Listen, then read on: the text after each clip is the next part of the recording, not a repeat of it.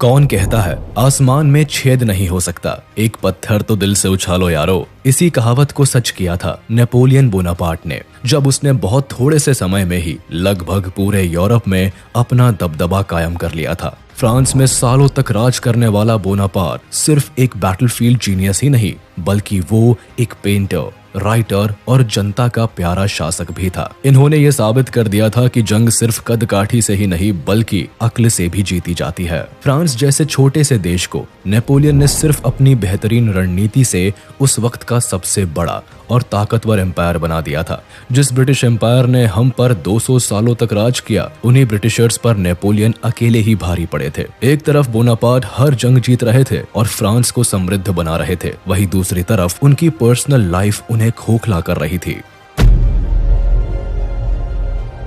Carlo Bonaparte और Maria Letizia रेमोलिनो के दूसरे बेटे नेपोलियन का जन्म 15 अगस्त 1769 में कॉर्सिका आइलैंड पर हुआ था। इनके बचपन का नाम नेबुलियो था और ये कुल 8 भाई बहन थे।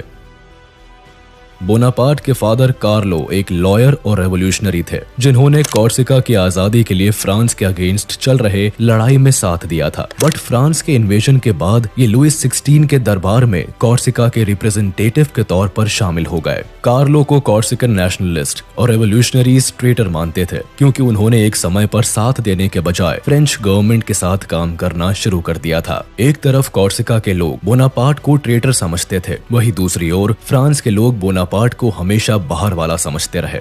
बचपन से बोनापार्ट के मन में ये बात थी कि उन्हें कुछ बड़ा करना है, उन्हें फ्रांस को पावरफुल बनाना है और खुद को साबित करना है, जिससे कि पूरा फ्रांस उन्हें अपना बना ले। 9 साल की उम्र में इन्हें ऑटन के एक रिलीजियस स्कूल में भेज दिया गया, लेकिन यहाँ इनकी मुश्किलें बढ़ने लगी थी। अपने कदकाठी और फ्रेंच लैंग्वेज को सही ढंग से नहीं बोल पाने की वजह से इन्हें स्कूल के बाकी स्टूडेंट्स काफी ज्यादा बुली किया करते थे। सारे बच्चे इन्हें आउटसाइडर बोलकर चिढ़ाते थे और इनके रहन सहन पर भी ताने मारते थे।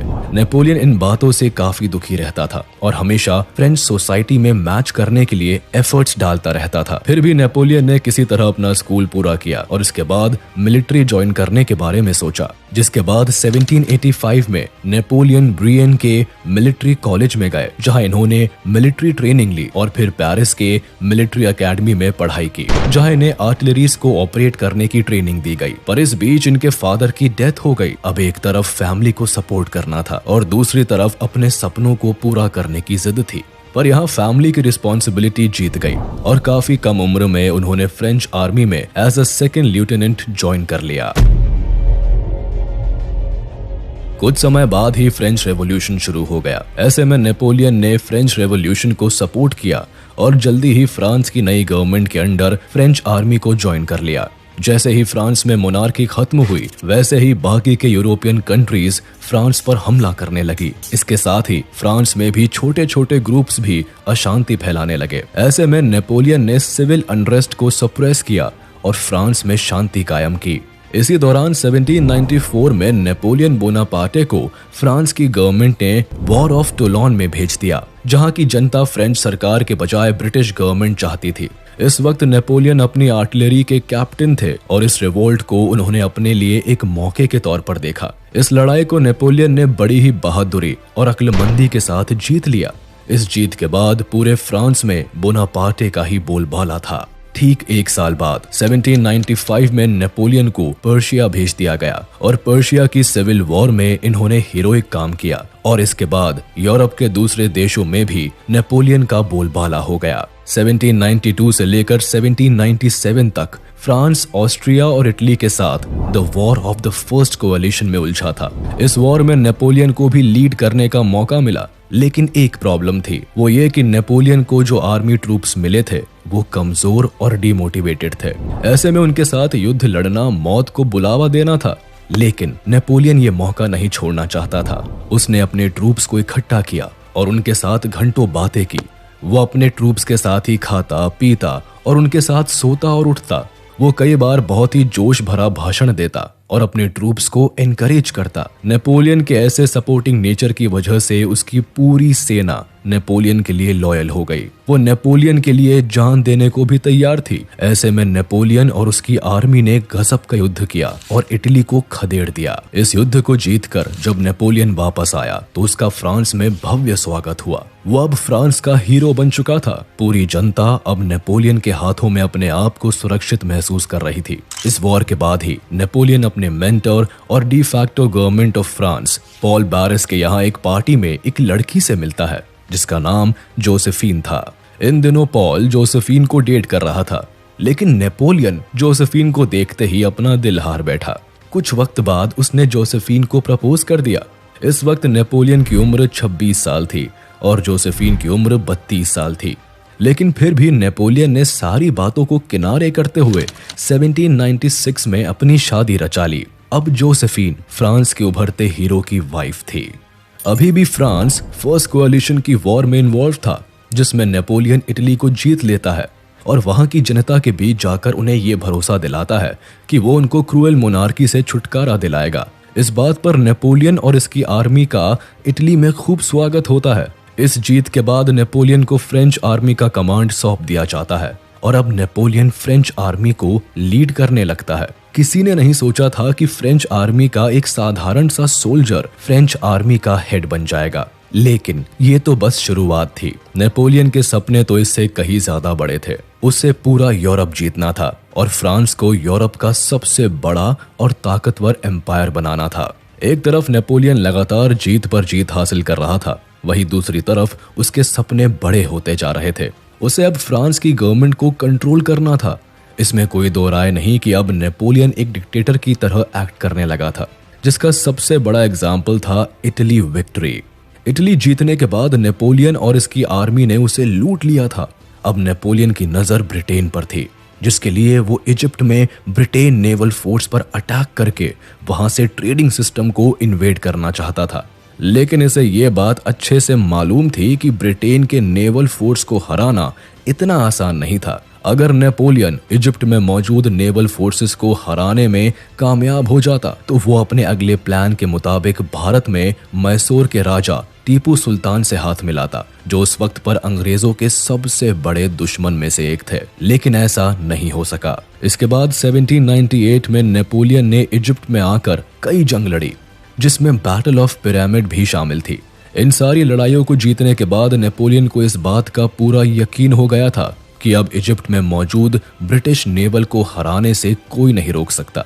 1799 में अबू कीर के इन्वेजन के दौरान नेपोलियन ने जीत तो हासिल कर ली थी, पर उसकी काफी बड़ी कीमत उन्हें चुकानी पड़ी, क्योंकि कई फ्रेंच सोल्जर्स प्लेग की वजह से अपनी जान से हाथ धो बैठे, जिस वजह से ये बैटल ऑफ नाइल हार गए। ये एक बड़ी वजह बनी जिससे नेपोलियन ना ही इजिप्ट पर कब्जा कर पाया और ना ही ब्रिटिशर्स के नेवल फोर्स को खदेड़ पाया, जिसके कारण उसे खाली हाथ पेरिस लौटना पड़ा। लेकिन फिर भी फ्रांस की जनता ने नेपोलियन को अपना हीरो ही माना। नेपोलियन कई बार अपनी पेंटिंग्स बनवाता और खुद को फ्रांस का सबसे वर्दी एडमिनिस्ट्रेटर के तौर पर स्टैब्लिश करने की कोशिश करता रहता। फ्रेंच रेवोल्यूशन होने के बाद टेम्पररी गवर्नमेंट, जिसे डायरेक्टरी कहा जाता था, वो फ्रांस को चला रही थी। लेकिन इसमें कोई दो राय नहीं कि डायरेक्टरी की कमजोर पॉलिसीज फ्रांस में इकोनॉमिक और पॉलिटिकल स्टेबिलिटी नहीं स्टैब्लिश कर पा रही थी। उन दिनों नेपोलियन लगातार यूरोप के देशों को जीत रहा था और उसकी इमेज फ्रांस के लोगों में काफी अच्छी बनती जा रही थी। नेपोलियन को भी इस बात का एहसास था कि डायरेक्टरी कमजोर लोगों के हाथ में है और फ्रांस को आगे बढ़ने के लिए एक स्टेबल गवर्नमेंट की जरूरत है। उसने इस पॉलिटिकल वैक्यूम को एक अपॉर्चुनिटी के तौर पर देखा और फ्रांस के लोगों के सामने एक संविधान प्रस्तुत किया। दरअसल फ्रांस में रेवोल्यूशन तो हो गया था, लेकिन लोगों को अब ये पता नहीं था कि देश कैसे चलाया जाएगा। जब नेपोलियन ने लीड लिया और संविधान पेश किया तो फ्रांस के लैंडलॉर्ड्स और एलीट क्लास के लोग तुरंत ही नेपोलियन के फेवर में आ गए। नेपोलियन ने फ्रेंच रेवोल्यूशन में देखा था कि चर्च और रॉयल्टी से जमीनें और प्रॉपर्टीज छीन ली गई थी, जिन्हें लैंडलॉर्ड्स और पूंजीपतियों ने खरीदा था। अब ये लैंडलॉर्ड्स इस डर में जी रहे थे कि जब भी अब मोनार्क स्टैब्लिश होगा तो फिर से कहीं उनकी जमीनें उनसे ना छीन ली जाए। नेपोलियन ने इस डर को भांप लिया था, इसीलिए उसने अपने संविधान में लिखा कि अगर फ्रांस की जनता नेपोलियन को एक एम्परर के तौर पर अपनाती है तो जमींदारों को उनकी जमीन और प्रॉपर्टी पर पूरा हक मिलेगा और वो अपनी प्रॉपर्टी के मालिक बने रहेंगे। ऐसा सुनते ही फ्रांस के सारे एलीट नेपोलियन की तरफ हो गए। इसके बाद पूरे फ्रांस की जनता नेपोलियन के हाथों में अपना भविष्य सुरक्षित महसूस करने लगी, क्योंकि नेपोलियन एक निडर और साहसी सोल्जर था जिसे वॉर्स में हराना पूरे यूरोप को भारी पड़ रहा था। इस वक्त पूरी आर्मी की कमान नेपोलियन के हाथों में थी, जिसका इस्तेमाल करते हुए इसने डायरेक्टरी को डिसॉल्व कर दिया और 3 प्रोविजनल कॉन्सुल को बनवाया, जिसमें इन्होंने खुद को फर्स्ट कॉन्सुल डिक्लेयर कर दिया। ये कॉन्सुलेट ही अब फ्रांस की सरकार थी और नेपोलियन इस सरकार के लीडर बन गए थे। और इस तरह 1799 में नेपोलियन पूरे फ्रांस का फर्स्ट कॉन्सुल बन गया। या तो यूं कहे कि नेपोलियन अब फ्रांस का डिक्टेटर बन गया। एक तरफ फ्रांस की गद्दी हाथ में आई थी और दूसरी तरफ नेपोलियन बाकी के यूरोपियन कंट्रीज को कॉन्कर करके यूरोप का बादशाह बनना चाहता था, जो कि बाकी के यूरोपियन देशों के मोनार्क को मंजूर नहीं था। दरअसल जैसे ही फ्रांस में मोनार्की को खत्म किया गया, वैसे ही बाकी यूरोपियन देश फ्रांस को दुश्मन समझ बैठे। उन्हें डर था कि कहीं उनके देश की जनता भी ना उनके खिलाफ खड़ी हो जाए। ऐसे में सबसे पहले ऑस्ट्रिया ने फ्रांस को धमकाने की कोशिश की। उन दिनों ऑस्ट्रियन एम्पायर फ्रांस के सबसे बड़े एम्पायर्स में से एक समझा जाता था, लेकिन नेपोलियन इन कोड़ी धमकियों से कहां डरने वाला था। उसने तुरंत ही ऑस्ट्रिया के अगेंस्ट युद्ध छेड़ दिया। नेपोलियन के सत्ता में आते ही सभी देश फ्रांस को हराने में लगे रहे, मगर नेपोलियन की स्ट्रैटेजीज के सामने किसी का भी टिकना नामुमकिन साबित हुआ। इनकी लड़ाई दोबारा से ऑस्ट्रिया से 1805 में हुई। इससे नेपोलियन ने अपने 40,000 सैनिकों के साथ ऑस्ट्रिया पर अटैक कर दिया। इस युद्ध से ऑस्ट्रिया को काफी नुकसान पहुंचा और उसे हार का सामना करना पड़ा, लेकिन ऑस्ट्रिया फिर भी फ्रांस के खिलाफ साजिशों के जाल बुनने से बाज नहीं आया। ये देश बार बार दूसरे देशों के साथ अलायंस बनाकर फ्रांस पर अटैक करने की कोशिश में लगा रहा। फर्स्ट कॉन्सुल की ताकत हाथ में आते ही नेपोलियन बोनापार्ट ने फ्रांस की सिचुएशन को बदलना शुरू कर दिया। इस वक्त तक नेपोलियन ने कई कंट्रीज को अपने अंडर कर लिया था, साथ ही साथ ब्रिटेन के साथ एक पीस ट्रीटी पर भी साइन किया। लेकिन नेपोलियन को यह बात अच्छे से पता थी कि ब्रिटेन आने वाले समय में हमला जरूर कर सकता है। 1803 से नेपोलियन ने यूरोप के बाकी देशों के खिलाफ कई जंगें लड़ी, जो अलायंस बनाकर फ्रांस पर हमला कर रहे थे। ये सब देश नेपोलियन की नॉन स्टॉप विक्ट्रीज से परेशान थे। इन्हें लगता था कि अगर नेपोलियन को नहीं रोका तो जल्द ही ये वो पूरे यूरोप का डिक्टेटर बन जाएगा। लेकिन नेपोलियन को किसी बात का डर नहीं था। वो लगातार यूरोपियन अलायंस देशों को मुंह तोड़ जवाब देता रहा। नेपोलियन के सामने सबसे बड़ी मुसीबत थी ब्रिटेन, ऑस्ट्रिया और रशिया का गठबंधन, जिसका जवाब युद्ध में देना इसके लिए भारी पड़ रहा था। इसी दौरान 1805 में बैटल ऑफ ट्रफलगार हुई। नेपोलियन हमेशा से ही ब्रिटिश को हराना चाहता था, इसीलिए फ्रेंच और स्पेनिश आर्मी ने मिलकर ब्रिटिश नेवल आर्मी पर अटैक करने का प्लान बनाया।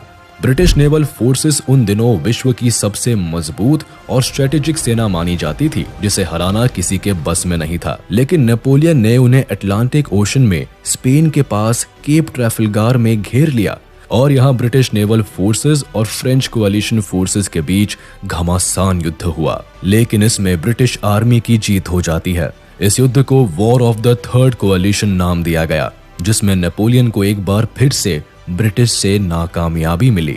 Napoleon war of the third coalition युद्ध में उलझा हुआ था और इसी बात का फायदा उठाते हुए 1805 में रशियन और ऑस्ट्रियन एम्पायर ने भी फ्रांस पर एक साथ हमला बोल दिया था। उनको लगा था कि नेपोलियन इस युद्ध में हार जाएगा, लेकिन ऐसा नहीं हुआ। नेपोलियन ने सीधा जर्मनी का रुख किया और वहां से अपनी आर्मी को डिवाइड करते हुए ऑस्ट्रियन और रशियन आर्मीज का मुकाबला किया। इसी वक्त वर्ल्ड फेमस बैटल ऑफ ऑस्टरलिट्ज हुई, जिसमें नेपोलियन ने रशिया और ऑस्ट्रिया दोनों को एक साथ हरा दिया। इसके बाद ऑस्ट्रिया ने तुरंत ही फ्रांस के साथ ट्रीटी ऑफ प्रेसबर्ग साइन करके शांति समझौता कर लिया और वियना को नेपोलियन को सौंप दिया। उन दिनों ऑस्ट्रियन एम्पायर यूरोप के सबसे पावरफुल एम्पायर्स में गिना जाता था और जैसे ही रशिया और ऑस्ट्रिया को नेपोलियन ने हराया, वैसे ही नेपोलियन पूरे यूरोप का सबसे बड़ा योद्धा और पावरफुल एडमिनिस्ट्रेटर के तौर पर स्टैब्लिश हो गया।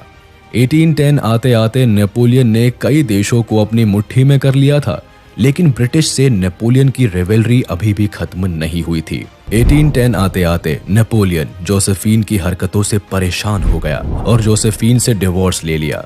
दरअसल जोसेफिन भले ही नेपोलियन की पत्नी रही हो, लेकिन जब भी नेपोलियन युद्ध के दौरान पेरिस से बाहर रहता, तब नेपोलियन की वाइफ फ्रेंच सोसाइटी के दूसरे मर्दों के साथ गलत संबंध रखती थी।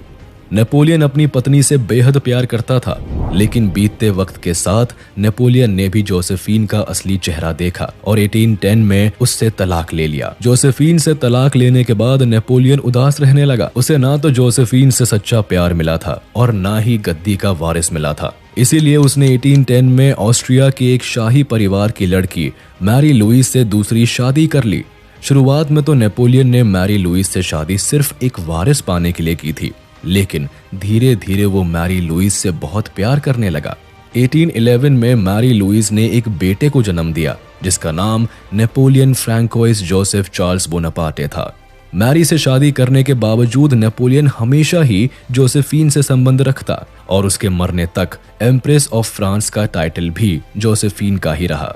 नेपोलियन को फ्रांस की इकोनॉमी को बूस्ट करना था और इंडियन ओशन में ब्रिटेन के वर्चस्व को खत्म करना था। अब तक फ्रांस के कब्जे में सिर्फ मॉरिशियस आइलैंड ही रह गया था, जिसे बेस बनाकर नेपोलियन हमेशा ही ब्रिटेन से युद्ध करता था। ऐसे में नेपोलियन ने एक बार फिर अपना ध्यान ब्रिटेन की तरफ किया। इस बार इन्होंने पहले ही यूरोप के कई सी पोर्ट्स को इन्वेड कर लिया, ताकि इन स्टेट्स को इकोनॉमिकली कमजोर कर दिया जाए और ब्रिटेन को टारगेट करना आसान हो जाए। फ्रांस ने मॉरिशियस में अपनी हैवी आर्मी लगा दी, ताकि ब्रिटेन का इंडियन और दूसरी कॉलोनीज से कनेक्शन काट दिया जाए और बीच समुद्र में ब्रिटेन को हराया जा सके। इससे न केवल ब्रिटेन आर्थिक तौर पर कमजोर होता, बल्कि इंडियन ओशन पर इकलौता कब्जा हो जाने से फ्रांस को कई बेनिफिट्स मिल सकते थे। अब मॉरिशियस पोर्ट को अपना बेस बनाकर फ्रांस ने ब्रिटिश शिप्स के खिलाफ युद्ध छेड़ दिया। इस युद्ध का नाम बैटल ऑफ ग्रैंड पोर्ट था, जिसमें पहले तो फ्रांस जीत जाता है, लेकिन जल्दी ही ब्रिटेन की नेवल शिप्स आकर फ्रांस को इस युद्ध में घेर लेती है और फ्रांस की हार हो जाती है।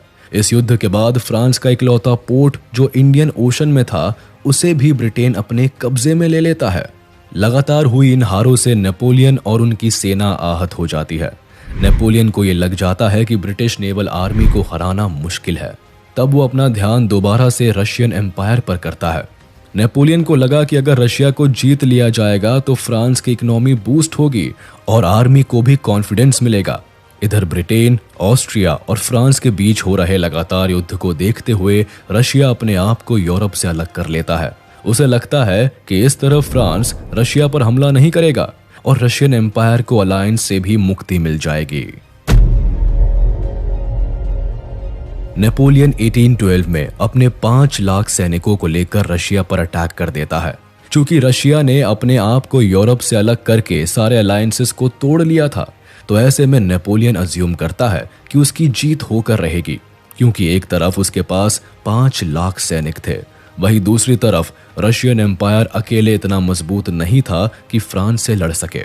लेकिन रशिया ने दूसरा ही आइडिया लगा रखा था। इनकी आर्मी नेपोलियन से वॉर करने की बजाय रशिया के इंटीरियर इलाकों में जा छुपी।